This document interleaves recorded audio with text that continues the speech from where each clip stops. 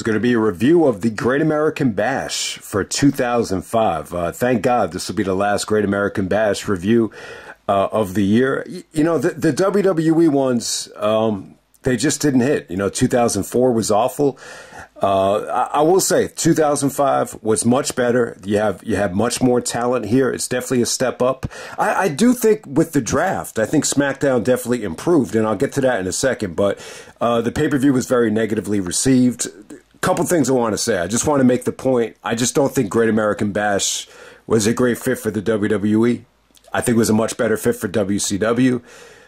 To use a Quentin Tarantino analogy, with True Romance, he wasn't a big fan of the ending for his movie, but for Tony Scott's movie, he thought it was fine. So I could kind of say the same thing about Great American Bash. I think for WCW, it was good, but for the WWE, it always felt a bit awkward, you know, to see the Great American Bash title in WWE pay-per-views. I just don't think they ever hit. And I think that's one of the reasons why they didn't keep the name, at least for WWE pay-per-views. I mean, they still do it for NXT. But we're going to go back to July 24th, 2005. This is actually from Buffalo, New York. This is, you know, Western New York, upstate New York. And, you know, it's funny, Taz keeps calling the fans Canadian. I guess it's because Buffalo is very close to the Canadian border. I guess that's why. This is the HSBC Arena. They do about 8,000 in attendance. We have a pay-per-view buy rate here of 233,000 buys. So yeah, a pretty mediocre buy rate. Once again, you're getting JBL in the main event, you know, going for the championship. I think that is the reasoning behind a poor buy rate here. It's less than Great American Bash 2004. And it's a little bit higher than Judgment Day. So yeah, you give it a little bit of credit. I think Batista coming over still had a lot of momentum. I think a lot of guys from Raw, you know, came over with some juice and some momentum. So it's not like a god-awful buy rate, but still, it's almost 200,000. Yeah, it's almost 200,000 less than the last pay-per-view, which was Vengeance 2005, which was, you know, historically stacked to the maximum degree, as we all know. That show was amazing. So it's going to be tough to duplicate that. But yeah, once again, not a Great American Bash, not a Great American Bash. I mean, it was just an awful show. Once again, it wasn't, to me, like, it wasn't as bad as 2004. It's definitely a step up in terms of talent, no doubt about that. But, you know, the problem was, like, even Vince wasn't happy with the show. It was reported that Vince thought the show was awful. If you watch the SummerSlam opener, put two and two together, you could see why. You know, so for whatever reason, the Great American Bash is probably the worst pay-per-view of the year for the second year in a row. I think the only pay-per-views you could argue that were worse than this in 2005 were New Year's Revolution, which had a god-awful undercard and, you know, just a lot of bad luck on that show. But the main event of New Year's Revolution is probably the best main event of the year. So I'm not going to say it's worse, or I'm not going to say that New Year's Revolution is the worst pay-per-view of 2005. I don't believe that. I would say it's Great American Bash, but you could argue that No Way Out came close. I thought No Way Out was a very lackluster SmackDown pay-per-view when you look back on it. But I think match for match, this Great American Bash 2005 show just had a lot of, you know, questionable, you know, booking decisions, and it's a pretty historic show as well. I think the Muhammad Hassan stuff is it's one of the biggest, like, what ifs in WWE history. Before we break down the card right here, I just want to make the point. I think the draft in 2005 was definitely good. I mean, when you look back on it, I definitely think it feels like Raw, you know, created a little bit more juice from the draft. I think a lot of it had to do with Cena, and then obviously Kurt Angle coming to Raw. It almost felt like Kurt was joining a different company. It felt a little bit weird. So it's almost like Kurt, before he joined TNA, he joined Raw, and then he joined ECW. So it's almost like we got to see Kurt go to a lot of different companies, even before he got to TNA. So that's kind of weird. But hey, the bottom line is, I actually thought, you know, as far as talent goes, I think SmackDown actually won the draft in 2005. So I think Benoit was actually the first pick. I think, you know, that same week when Cena was drafted to Raw, I think Benoit was the first guy to make the jump. So Benoit comes over from Raw with a lot of juice. I think, you know, Benoit going to Raw definitely made him a bigger star. But, you know, the way Benoit was used on SmackDown, he wasn't used as well as he was on Raw. There's no doubt about that. I mean, the only reasoning I could give you was I know Michael Hayes was a top writer on SmackDown, and he was never a Chris Benoit guy. He was more of a Mike Skills guy and, you know, storyline guy. So, you know, maybe that would explain it. But hey, Benoit makes the jump. The number 2 pick, I believe, was actually Randy Orton. So Randy actually does make an appearance on SmackDown. He's still feuding with The Undertaker, going after Taker. At this particular time, he's not cleared to wrestle. If the stuff with Muhammad Hassan, you know, didn't go down the way it went down, I'm pretty sure that Orton was probably booked to screw Undertaker out of that match, and then Muhammad Hassan becomes the number 1 contender. That's probably how that would have went. So yeah, speaking of Muhammad Hassan, he was drafted to SmackDown as well. He spent the whole year on Raw in 2005. So this is the only year where you got Muhammad Hassan. You really just got him half of 2005, and obviously there's a lot of controversy with Hassan that we'll get into. Christian, Captain Charisma, comes over to SmackDown after, you know, having that great, you know, triple threat match with Cena, you know, going bar for bar with Cena with battle raps. He comes over to SmackDown. So yeah, once again, this is another big what if, because Christian definitely had a lot of momentum. The problem was he wasn't willing to sign a contract. So, you know, you always say to yourself, how would this have played out if Christian had not left WWE and stayed on SmackDown? This show is just really indicative of you know, the frustration that I think Christian was you know, going through at the time, because he definitely had proven that, you know, he was on the verge of being a main eventer. So who's the other guy that was drafted to SmackDown? It was actually Batista. So Batista actually gets drafted at the last second, you know, to SmackDown as world champion. So they actually had a number 1 contenders match that JBL was actually, you know, promised. Like, if you win this match, you become the SmackDown world champion. I think at the time, a lot of people just assumed that Cena and Batista were going to both stay champions on Raw. And a lot of people really thought that Batista was such a great fit for Raw. I don't think Batista ever wanted to leave Raw when you look back on it, you know, because he had buried SmackDown,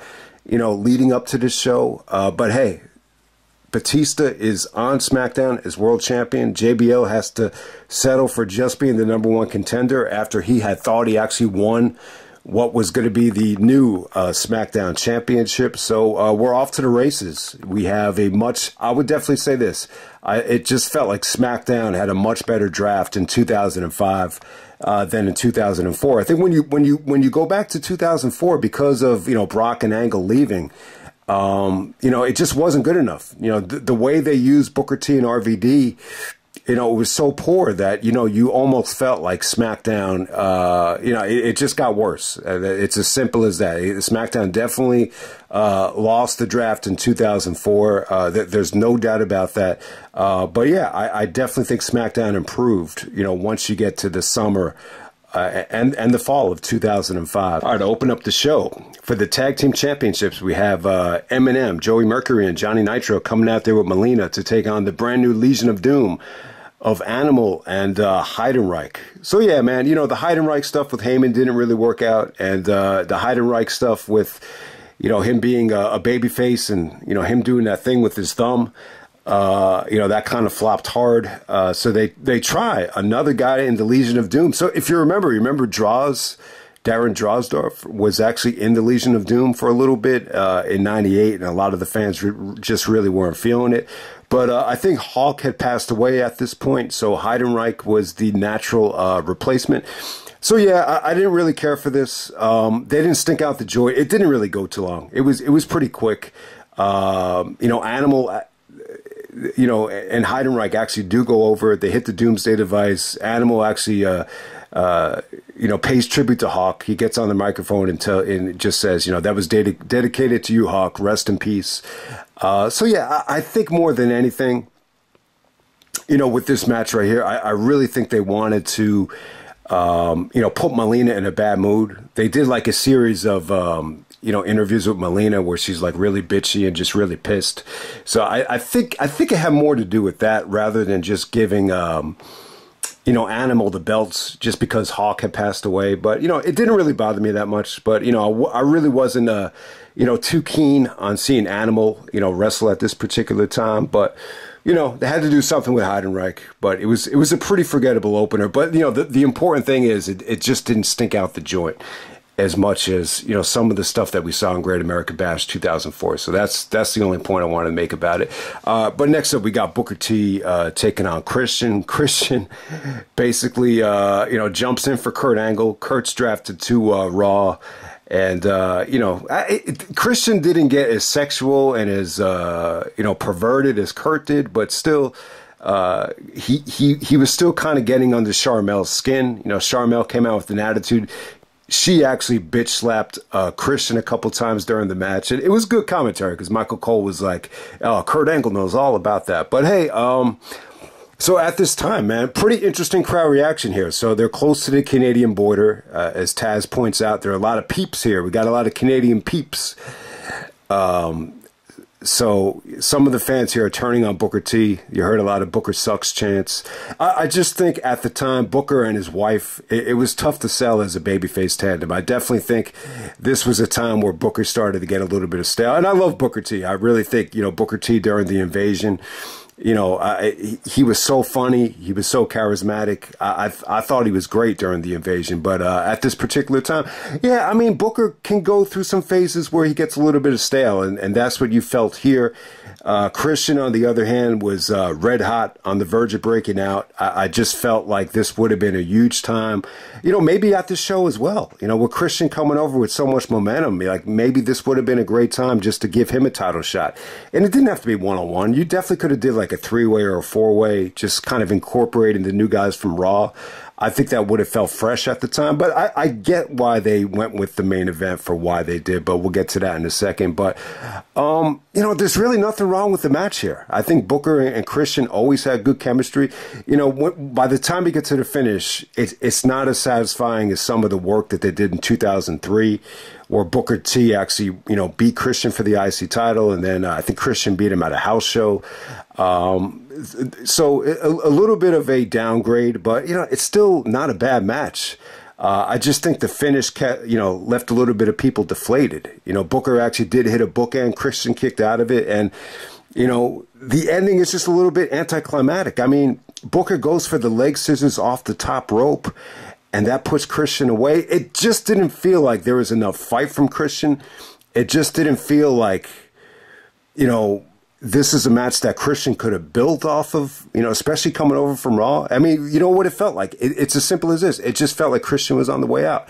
It felt like Christian was wrapping up his deal here. So, the bottom line is, when you see matches like this, and this kind of reminded me what RVD went through when he got to SmackDown. I just think the important thing is, like, and sometimes you don't even know it until down the road, but, if you don't sign a big-time contract,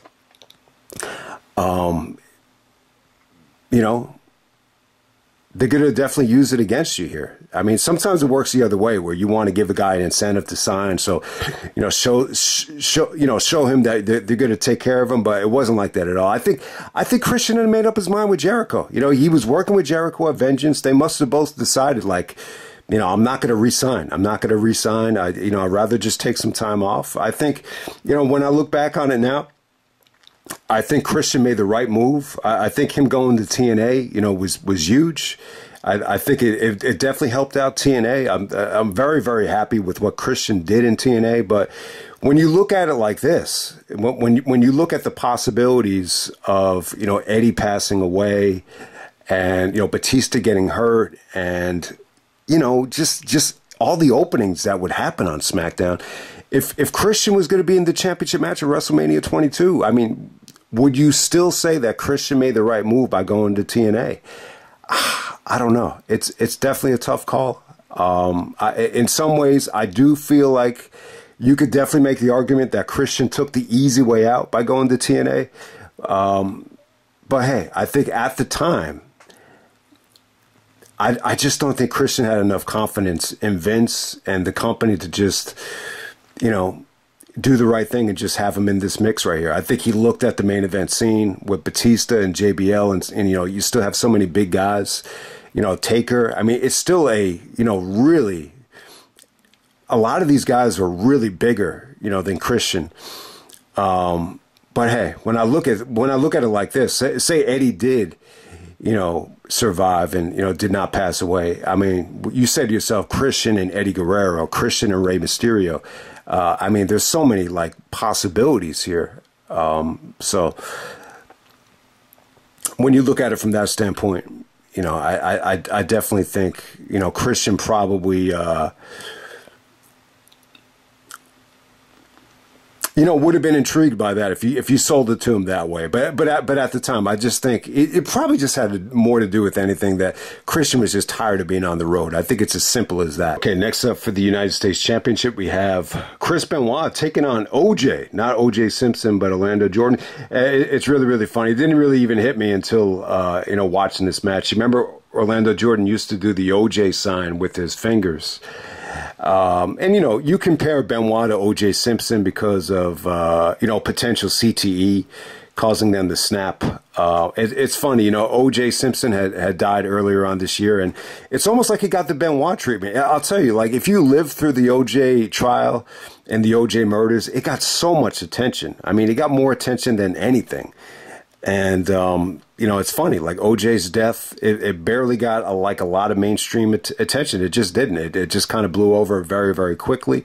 And then you learn that the family doesn't even want to have OJ tested for CTE. You know, maybe Goodell got involved and, you know, gave them some money, because I think that would be a PR nightmare for the NFL if they found out that O.J. Simpson had CTE. But, you know, I don't think his brain was as bad as Benoit's. I think his brain definitely, you know, went through a lot. I've said it before, you could definitely see that O.J., it felt like he got a little bit more evil looking as time went on. But I just think it had more to do with natural jealousy. I think it was who he had been married to. I just think everything that had transpired with the who she was dating and the jealousy thing and the age factor, I think it all came into play. And, you know, OJ's going through like a midlife crisis. So there's a lot of similarities between Chris Benoit and OJ Simpson. But in terms of from a wrestling standpoint, there's no comparison between Chris Benoit and Orlando Jordan. This version of OJ, I would definitely say this is probably one of the worst matches I think Benoit's ever had. On pay-per-view, it might be his worst match. And for as bad as it was, he still ended up getting a standing ovation. So it's pretty crazy. But hey, you know, I like Orlando Jordan, man. I love the thing that he did with JBL at One Night Stand where they're bouncing checks and, you know, he's laughing at Bradshaw. He did some great stuff with Cena and Taker as well. He kind of bridged that feud together. So, but in the ring, though, I was never crazy about Orlando Jordan. You know, he's definitely not as good as Shelton Benjamin. He's more of an amateur boxer. I think they even mentioned that he did wrestle at Boise State. So give Orlando Jordan credit. The chief, the cabinet, what was his name? The chief of the cabinet of staff. He comes out there with the Silk the Shocker theme music. So at the time, you know, No Limit wasn't selling records like crack, like they were in 1998 and, you know, 97, 98, 99. So I guess Orlando Jordan had to make a deal with Jim Johnston, and he sounded good over that Orlando Jordan theme music. I thought it fit quite well. It's like it's an underrated theme. It's funny, man. So if you don't remember Silk the Shocker, like there was when it was actually his third album. You know, when Made Man came out in January of 99, that actually beat out Britney Spears. I think that and Britney Spears were released the same week, and it actually beat it out. It was actually #1 on Billboard. So for those that don't remember, the guy that did Orlando Jordan's theme, Silk, was, you know, Master P's younger brother. He was really, you know, hot at one point. But, you know, that was a really disappointing album. To me, like, that was the start of, like, the decline of No Limit. You just noticed that the records coming out just weren't as good. I just think they lost a lot of magic and momentum when Master P decided to, you know, make a run at the NBA. But hey, man, on to this match right here. Enough about O.J. Simpson and Silk the Shocker. This was really hurt because, Orlando Jordan was just not over. I remember, I think he even wrestled Randy when Randy first got back on SmackDown. And I don't know why. I mean, that would have been a heel versus heel match. But I just remember, my brother even remembers this too. Like, I just remember Randy just yelling at him, just saying, "You're not over." So I just think it had more to do with that than anything, man. The match was definitely a huge test for Orlando Jordan. He had an awful match with Heidenreich at Judgment Day. Like, anytime Orlando Jordan locked on a rest hold, he was trying to go to work on, Benoit's arms here. He was really just did a series of just different takedowns and rest holds, which didn't look bad, but they just lasted forever, and it just kind of took the crowd out of the match. And I just think Orlando Jordan was a little bit goofy in terms of his transitions, in terms of his, combat skills. Not a bad athlete. I mean, he's a pretty good athlete, but just nowhere near the level of Shelton Benjamin in terms of pure athleticism and execution. And, Benoit tried his best. Benoit did his job here. I thought he, did his best to make Orlando look good. In terms of, Benoit's offense, everything looked great. The Germans, the flying headbutts, it's, Benoit's always going to give a great effort. That really was not the problem. He got a standing ovation after the match was over. But I just think a lot of people just didn't buy into it. I don't think they bought into the finish. Benoit's trying to, German Orlando Jordan. Orlando actually has the turnbuckle exposed here. He's trying to hang on to the rope to avoid being Germaned. And then all of a sudden, Orlando takes a step forward, and then Benoit's head goes right into the turnbuckle. Exposed turnbuckle. Taz sold it really well. He said, "Oh my God, his head."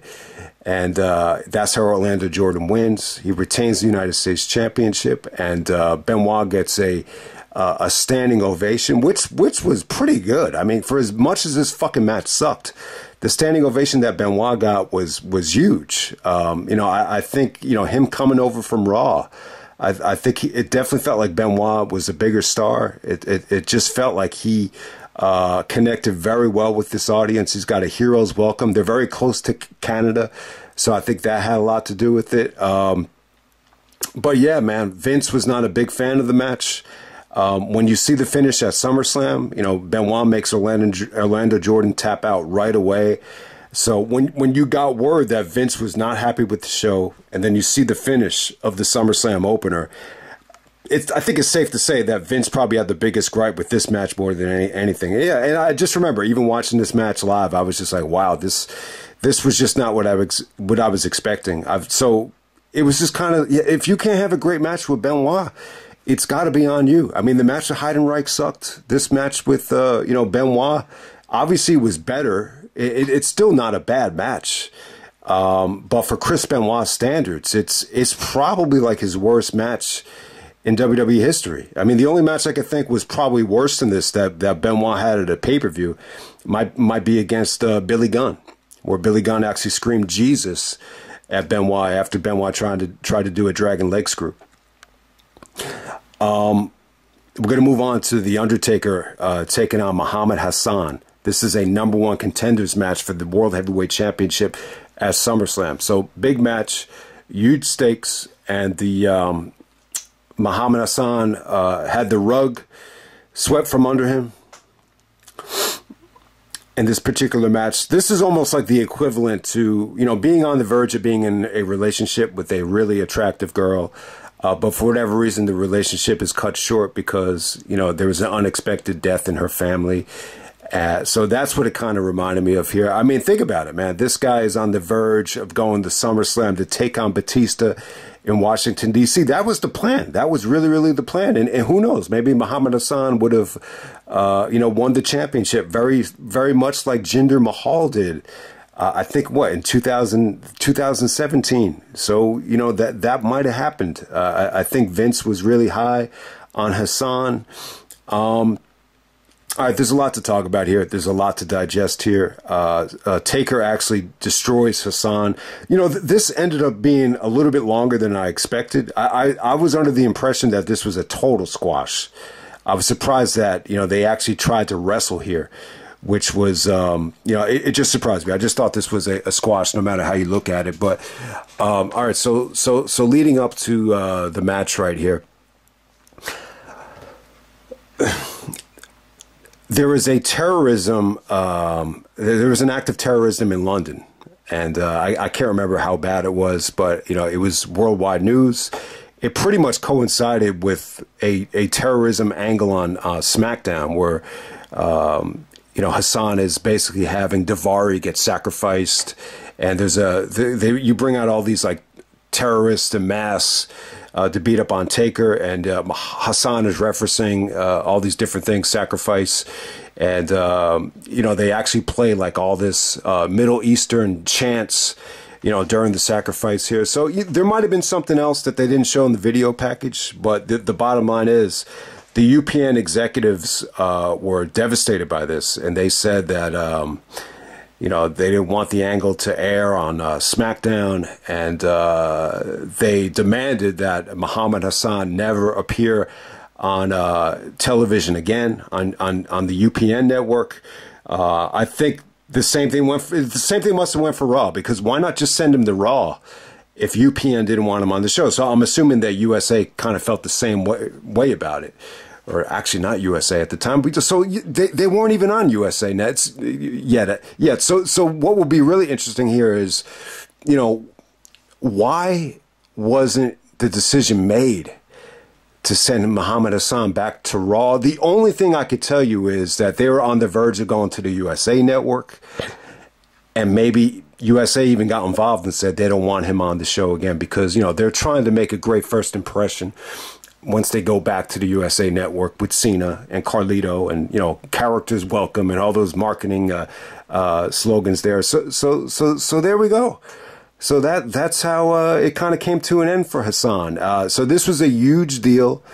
If anyone remembers the WrestleZone forums, there was actually a petition going around that you could actually sign, you know, to endorse, I guess, Muhammad Hassan at the time.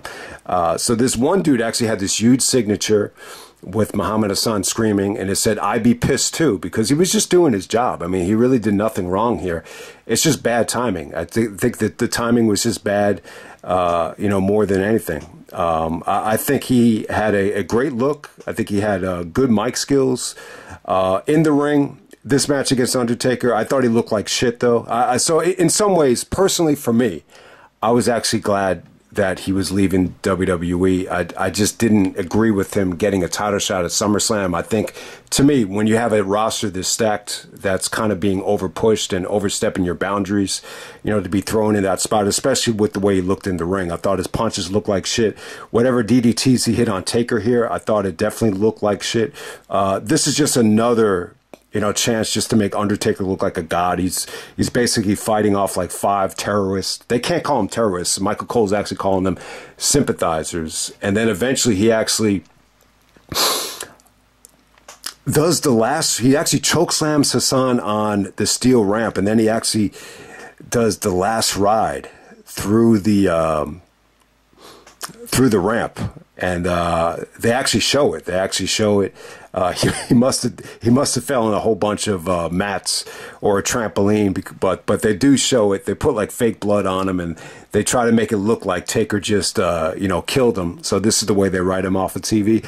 But hey, man, I thought he had good mic skills here. I love the promo that he cut with Teddy Long. You know, they actually did this like 6-way, you know, match, you know, to be the SmackDown champion. Him and Taker actually brawl, and they both get disqualified. And so he comes up to Teddy Long. He's like, "I've never pinned. I've never submitted. Therefore, I should be in the World Championship match at SummerSlam against Batista." So he definitely had some good mic skills. But at the same time, though, this is according to Daivari. Daivari actually said that, you know, his heart really just wasn't in wrestling, that he was just trying to use WWE as a stepping stone to get into acting. So he's going to go into Hollywood and see what he can do there. So, yeah, man, I mean, I just want to say this about the character right here. It definitely generated a lot of heat. You know, we're not too far removed. We're only about 3 years removed from 9/11, and I think after 9/11, a lot of Arab Americans had a really, really tough time with racism in our country. I definitely think, you know, there's probably been more racism against Arab Americans, you know, possibly than, you know, any other group. But yeah, obviously, I think a lot of it just has to do with, you know, a conflict in the Middle East and, you know, things of that nature. But I just want to shout out a friend really quickly. If it's, you know, I'll try to keep it quick. But I actually had a friend named Joe Hassan. He was, once again, Arab American. He was like half Italian, half Arab. You know, we went to elementary school together. So we, you know, when you go to elementary school, like when you look back on it, those times, when you reconnect with those people, like they treat you like family because you spend so much time together. We actually played AAU basketball. We were on the same team, and I will always appreciate this from Joe, man. Like he, at the end of the year, we had this, you know, pool party, and, you know, the coach would give out these awards. Everybody got a different award, you know, best scorer, best defender. I think Joe actually won most dedicated. And, you know, my mother actually told me that the word got back that Joe was actually pushing for me to get best jump shot on the team. So it's a stupid award. It doesn't really mean anything, but, you know, little things like that, when you look back on it, you say to yourself, wow, like, you know, Joe didn't have to do that. He was a really, really nice kid. And it's a shame too. And this is the reason I'm bringing him up, because, you know, when I saw him on Facebook, I noticed he changed his name to his mother's maiden name, which would have been Bandelli. And I say to myself, well, why did that happen? And then I come to find out, see, Joe was able to go to high school in the same town that we lived in. I wasn't. The reason he was able to go is because he had an older brother. So if you had an older brother, older sister, you know, you were able to go to high school in that town. Because population was so overpopulated, I had to go to a different high school and was redistricted. So word actually got back to me that the basketball coach almost tried to kill him during a practice. And I was always under the impression that, you know, maybe it had to do with racism. And so that's what I always thought. And I ran into one of the kids from the team. His name is Nick Aldero. He actually does, you know, training sessions for basketball now. Big time trainer. So shout out to Nick. He always reminded me, he's like the Austin Aries of basketball. He just kind of told me, like, you know, it had nothing to do with racism. He said that, you know, the coach just didn't like him. Like, it's as simple as that. But when I see the fact that he changed his name, I just think it probably did have to do with racism. Like why did he have to change his name? So that just shows you what he had to go through. But, you know, he was a great kid, though. Great kid. You know, it's when you look back at those elementary years, you just appreciate, you know, how much you really, you know, got to know those guys, because they kind of became like your family. So shout out to him. I think he actually became like a horror movie director. So if you want to go support him, I think his name is actually Joe Bandelli. So definitely check him out. I think he's still going by his mother's maiden name. But yeah, the Hassan stuff, it was kind of weird, man. It was definitely a bitter pill to swallow. They were going to give him a huge push. You know, he was getting a lot of heat. But, you know, I'm a wrestling fan, and, you know, to me, like, wrestling should be most important first and foremost. So I was kind of glad that they pulled the plug on him, because he was going to get the title shot against Batista in Washington, D.C. And it's funny because Batista doesn't really kind of represent, like, you know, the all-American babyface. That would have been kind of a tough sell for me, but they would have been in Batista's hometown of D.C. for SummerSlam. So maybe they could have made that work, but, you know, because of this whole Hassan thing, this whole card had to get rebooked and restructured, and that's why they went with the disqualification in the main event. But hey, man, next up we got the Mexicools actually taking the BWO. We got Super Crazy, Juventud, Guerrero, and Psychosis taking on the BWO. We're taking over of Stevie Richards, the Blue Meanie, and Nova. Yeah, so this is pretty cool. This is really because of ECW One Night Stand that the BWO got a chance here. So if you remember, the Blue Meanie and JBL actually got into a fight at One Night Stand in the main event. It was for real. And yeah, I guess they punished JBL. So Batista actually screwed JBL leading up to the show, and JBL actually got pinned by the Blue Meanie, and JBL cut a promo, and, you know, he was... You could just tell he's still really, really pissed about it. So, you know, that's JBL's reputation, is he doesn't like, you know, guys coming in and, you know, thinking that they should own the place. So yeah, JBL took advantage of them. You know, this was a good match right here. I mean, it was just, you know, they made the best of their time. There's no doubt about it. I love the Mexicools. All these guys, you know, got experience in ECW and some of them in WCW. So I loved it. I definitely think, you know, if Eddie had not passed away, I love the idea of them actually joining Eddie, possibly as a heel. I think they could have helped Eddie out as a heel if they ever went in that direction. So you definitely say what if about that. The BWO stuff, I mean, this was just a cup of coffee. But hey, you know, Stevie Richards, I guess Stevie was more of the Hogan of the group, the way he had his shirt all ripped off. Blue Meanie was definitely, I think, Razor Ramon. He used to do like the Razor stuff and then, you know, the Scott Hall stuff, the mannerisms. And then Nova was very similar to Macho Man. So the Simon Dean stuff, I don't think it worked quite well. So he went back to being Nova here. But, yeah, they made the best out of their time. I can't say that this was great. It was the definition of just kind of a filler match. But I like the ending, though. You know, you get to see Super Crazy do a moonsault. Psychosis actually gets the pinfall with the leg drop.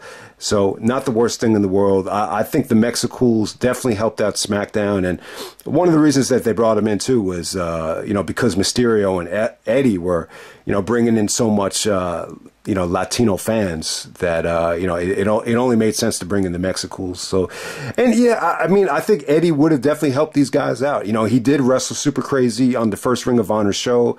I do remember, I think Super Crazy actually wrestled Mysterio, and Eddie was really trying to, you know, get Crazy over on commentary. I do remember that. So you always say to yourself, what if? All right, so that leads us to Rey Mysterio taking on Eddie Guerrero.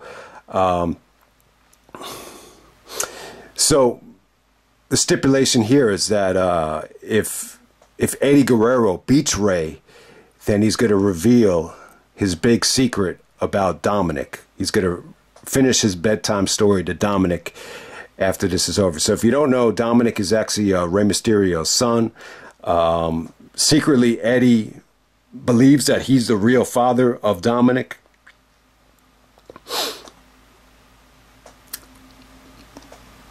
So here we go. Rey Mysterio, Eddie Guerrero. Not for the custody of Dominic, but Dominic is actually at ringside. This is all about revealing the secret. So Mysterio actually does go over, but Eddie Guerrero actually reveals the secret on SmackDown anyway. He basically just says, you know, I lied, so I'm going to reveal the secret anyway. And it's a pretty, you know, dark storyline here. You know, you have you know, Vicky actually getting involved. So this really kind of, you know, it gave me some mixed, you know, emotions. You know, when you see Vicky and Eddie together, you almost say to yourself, man, I forget Vicky and Eddie were actually on TV together, doing promos together. Because you're so used to seeing, like, Vicky, you know, being hired after Eddie had died. So I say to myself, man, it just sucks that this is such a dark, you know, storyline right here. I just wish Eddie and Vicky can just, you know, do something fun together, you know, while they're still alive. And, you know, you almost say to yourself, man, I wish I could go back in time and, you know, take care of Eddie, you know, just get him to relax, or maybe go to a doctor and get a CAT scan. So just to check up on him. So, you know, those kind of things run through your mind. You know, the Dominic stuff, you know, I say, you know, it's pretty cool. I mean, we got to see Dominic grow up in WWE. You know, he really is like the focal point of storylines right now on Raw. You know, we have a soap opera driven storyline with him and Liv Morgan, which, you know, it isn't great or anything like that, but you know, when you look at Dominic now, like, he really does look like Eddie. He's got the mustache, he's got the mullet. It's almost like he's trying to pay tribute to Eddie. I mean, he definitely does like he could have been. He definitely does look like he could have been Eddie's son. So in that regard, I think the storyline has aged quite well. You know, I know the stuff with Dominic got a lot of criticism here. The match at SummerSlam, you know, for the custody of Dominic, it's a great match no matter how you look at it. And I think the work that they did in the ring together, I think it really does supersede how negative people were, you know, on the storyline. With this particular match right here, the biggest criticism at the time, especially for me, was that there was way too much cutting of to Dominic. They're just cutting to him for facial reactions. He actually tells Rey that he's scared. He's scared of Eddie. He's scared about what the secret is. So the kid looks like he's crying. I think he runs away on the SmackDown where Eddie reveals the secret. So you have a whole lot of crazy stuff going on here. This, you know what this kind of reminds me of? It kind of reminds me of the Sandman and Raven storyline from ECW. I don't think it totally went in that direction with Dominic, you know, being the demon seed, you know, embracing Eddie. They didn't go that far, but if there's one storyline that it kind of reminds me of, it'd probably be that one. Yeah, I mean, the cut into Dominic, it does take away from the match, but it's not just that, though. I don't think Eddie, you know, Kurt actually said that at this time in 2005, that Eddie was hit or miss. Like, he would have, like, great days where he'd be, you know, fucking amazing, and then he'd have other days where he'd be a little bit lethargic and just a little bit tough to work with. This felt like it was one of Eddie's weaker days. I mean, I don't know if it was that. And I just think, too, like, the storyline kind of called for him to do a little bit more stalling. He's basically playing up to Dominic through most of the match. So I definitely think that took away from it. But, hey, you know, the good thing is you're going to get Mysterio and Eddie here. The work between them is always good. This might have been the worst match I think they've ever had on pay-per-view. So it's nowhere near as, you know, fun to watch as the Halloween Havoc match in terms of chemistry. It doesn't have, you know, the vigor and aggression that the match had at Judgment Day, where Eddie is just, you know, reborn as this monster. This is just a little bit more lethargic in terms of the timing. It's just Eddie just kind of playing up to Dominic way too much here. I mean, it's still good. I don't think the finish is horrible here. Eddie does a couple of cool moves here, including a wheelbarrow suplex to Mysterio. We've seen Takeshita do that in AEW. So, you know, that's what's great about these matches, is that Eddie could do moves that he doesn't normally do. The gory special submission was good. So Eddie really kind of dictated and dominated the tempo of the match. You know, the Three Amigos stuff looked great. The Brainbuster looked great. He goes for the frog splash. He's basically like showboating to Dominic, and then Mysterio gives him like a crucifix backslide at the last second. So Mysterio wins, but Eddie basically gets on the mic and said, you know I said if I lost, I wouldn't reveal the secret, but guess what? I lied. And then he does his bedtime story. And he basically says to Dominic runs away. And then he's like, oh, come on, Dominic, I'm not that bad, am I? Do I smell or something? He's like, maybe it's these fans. And then he reads a bedtime story talking about how he has these experiences with dating and having sex with all these mamacitas. And then he ran into one slut that lied about the pregnancy. So that's how the reveal went. Take it how you want. I can't say that it was one of Eddie's better promos. You know, the fans here were definitely behind Eddie. I definitely don't think, you know, Michael Cole was trying to sell it that the fans were so interested in what the secret was, that's why the fans were cheering for Eddie. But trust me, it had nothing to do with that. Eddie Guerrero as a heel in 2005 just did not work. Yeah, he was way, way too popular. And next up, we're going to move on to Melina and Torrie Wilson. This is actually a bra and panties match with Candice Michelle as special guest referee. Vince McMahon's favorite match of the night. There's no doubt about it. Vince loved Candice Michelle. Candice Michelle's theme music was horrible, though. I got to say, that's like my least favorite theme song in WWE history. But hey, man, she's got ties to softcore porn, and you know, she's very you know, voluptuous. You know, Vince loved her. Remember, Vince did that segment with Candice, and he's like, you know, heal this woman's voluptuous breast. You know, Vince got carried away there. But, you know, Melina was actually, you know, digging at Torrie Wilson. Thank God she didn't call Torrie Wilson old. I mean, she's only 30 years old here, but she basically calls her a worn-out hag. So we got Melina and Torrie. This is before Torrie and Candice make the jump to Raw. Yeah, I got to say, Torrie... You know, Torrie's actually on the cover here for Great American Bash once again. if you notice, they made this a little bit more family friendly, so they cover up Torrie Wilson's stomach here, so they could sell it at Walmart. And it's crazy. I mean, Torrie Wilson's been on more pay-per-view covers than Jericho, Benoit, and Angle combined. But, you know, you can't argue with it, man. Torrie Wilson's got an amazing body. It definitely looked like she got in even better shape in 2005. I think she looked great on the cover. She actually loses this match. This is a type of match where, you know, you actually want to see Torrie, you know, lose for once, so you can see her in her bra and panties and the new, you know, toned physique. So yeah, her and Candice look very hot together celebrating. They still, you know, take Melina's bra and panties off. I hate to say it though. I was reading some of the comments of that cage match. I mean, the match is just kind of like jerk off material. That's really all it is. It's really not anything special at all.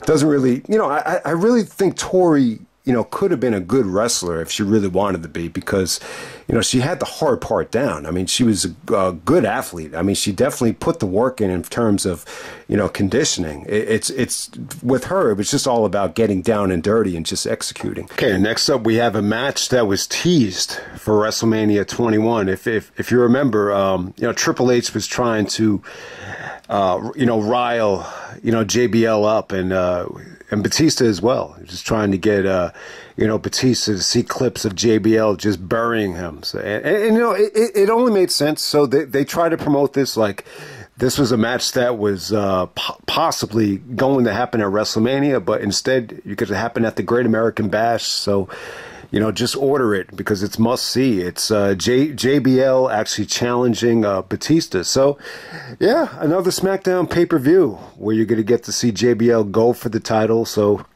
the show didn't do very well in terms of buy rates, but I can see why they went back to this. You know, JBL won a 6-way that was supposed to be for the SmackDown World title. You know, Batista is drafted at the last second. And then Teddy Long says, "There's no need to give you the championship, player, because we got a Batista coming to SmackDown, so you'll be the #1 contender." And JBL's a little bit upset about it because he wanted to be the new champion. But hey, man,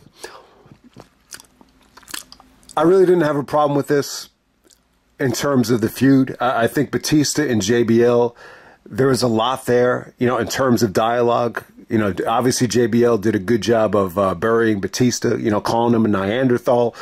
There's all this footage of Triple H trying to show Batista with JBL, you know, calling him a $1 million body but a nickel brain.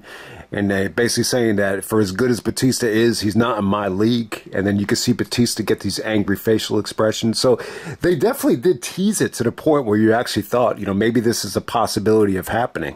You know, Triple H tried to sell Batista on the fact that we could rule the industry, you know, me on Raw, you on SmackDown, as champions of Evolution. But it was not to be. And Batista chose to stay on Raw and beat Triple H at WrestleMania 21, as we all know.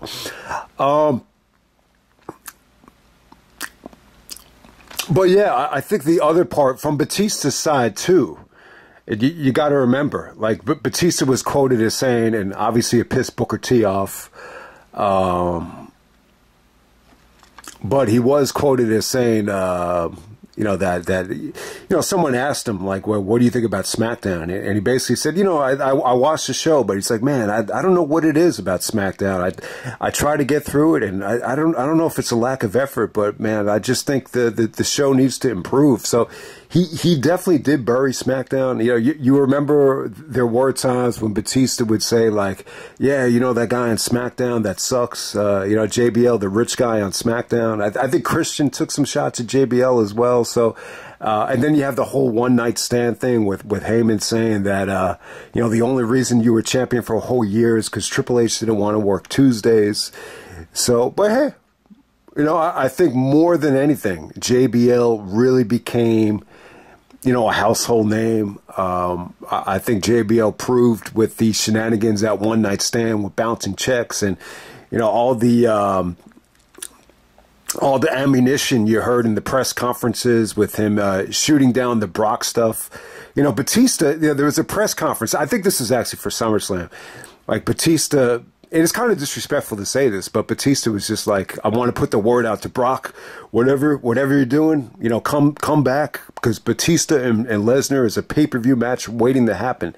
And then JBL kind of shot it down, saying, well, it's not going to be for the championship. And so there was a lot of good tension between, you know, JBL and Batista. Ultimately, Batista ended up, you know, laying out JBL in a match against the Blue Meanie. So, you know, JBL, I guess he got punished and had to do the job to the Blue Meanie. So that was a little bit deflating. You could tell he was a little bit irritated about that going into it. But, yeah, I think a pretty good, you know, feud here. You know, there was even another segment here where Batista's calling JBL a phony and a fraud, and, you know, that he shouldn't have been champion for a whole year. And, you know, so there was a lot of good stuff. So, I honestly, with all that being said, I could definitely see, you know, why, you know, they went back or went to Batista and JBL. Most people are very negative on this match. It probably is the worst main event of the year. I think it's a tough sell because, you know, JBL, you know, he's not, you know, that great of a worker, obviously. When you see Batista, you know, this jacked up and, you know, still, you know, lacking a little bit of experience, it's not the most entertaining match in the world. But I will say this, I think it's a great matchup. You know, aside from all the, you know, trash talking that we got, I think when you look at Batista, he's a big dude. He's all this brute strength, brute force. But, you know, JBL is a lot more body fat, not in the type of condition that Batista's in, but still a lot of weight. You know, a lot of impact on the clothesline from hell, just a lot of great shoulder blocks. So it's definitely a great matchup in terms of size and physicality. I think it's a very physical match. It's not like they shit the bed here.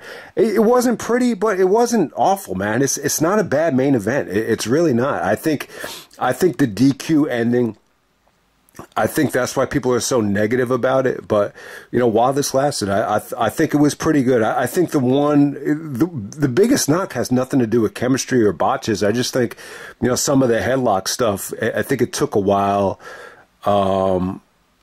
It took a while to get going, you know, after some of the transitions out of the headlock. But in terms of, you know, some of the fans are behind JBL. But I will say this, I think Batista came over with a lot of momentum. It wasn't, Batista was still hot. This was a lot better than 2006. When he came back in 2006, you know, that's when he started running into some issues with, you know, looking bad and, you know, losing momentum. It wasn't like that at all at this point. I still think he had enough momentum. And, you know, Batista even said that, you know, Eddie did a really good job of making him feel comfortable and helping him out after, you know, because he was a little bit nervous. He's nervous because, you know, let's face it, he took some shots at SmackDown. He probably said some things he shouldn't have said. But for the most part, I think the match is pretty good. You know, Orlando Jordan definitely played a role in the finish here. There's a huge ref bump. You know, OJ comes into the ring, the chief of staff. And, you know, JBL's trying to take advantage of it. You know, they bring the chair into the ring. JBL hits him with a big boot, not the clothesline from hell. Batista kicks out of that. You know, once Batista regains consciousness, the referee actually sees Batista giving Orlando Jordan and JBL two wicked, you know, unprotected chair shots. These are unprotected right to the temple. They look nasty, but that's what causes for the DQ. But, hey, you know, the important thing is here, you know, JBL actually guaranteed victory. Batista guaranteed that he was going to kick, you know, JBL's ass, and he did, you know, so they both kind of delivered on their guarantees. But this is very similar to Judgment Day 2004 where, you know, Bradshaw, you know, guaranteed victory. Not that he's going to win the championship, but guaranteed victory. So they do the same thing there. So this definitely sets up the match at SummerSlam. If the Hassan stuff didn't go down the way it went down, this probably would not have been a DQ. You know, Randy probably would have gotten involved and screwed Taker in that match, and this whole pay-per-view would have been changed because of the Hassan stuff. You know, it was changed. So that's how it pretty much ends. The Batista bomb on JBL looked rough as hell. I mean, that looked like the toughest time Batista ever had, you know, getting anybody up for the Batista bomb. So it definitely sets up a rematch. It sets up the no DQ match at SummerSlam. So I'm not going to say this is an awful main event. It's probably the worst main event of 2005. I mean, I really can't think of one main event in '05 that would, oh, okay, maybe JBL and Big Show, the barbed wire steel cage match. That might have been worse than this, but yeah, it's probably one of the weaker main events, but they didn't stink out the joint. I think that's the important thing to remember about Great American Bash '05 is that, you know, there's some questionable booking decisions here with Orlando Jordan going over Benoit, you know, Booker T going over Christian, you know, doing a DQ in the main event of a match that, you know, you really didn't want to see JBL and Batista go at it. So, you know, especially for a rematch. So why would you do a DQ? But, you know, they already booked it. So they're not going to go with Hassan at SummerSlam. So you really didn't have much options. You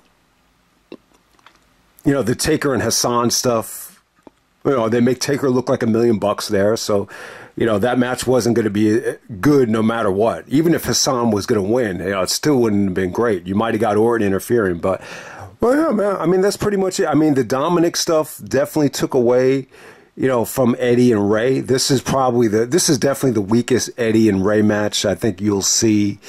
Not just on pay-per-view, but it might have been their worst match ever. But it was still good, though. You know, you're still going to get, you know, Mysterio and Eddie.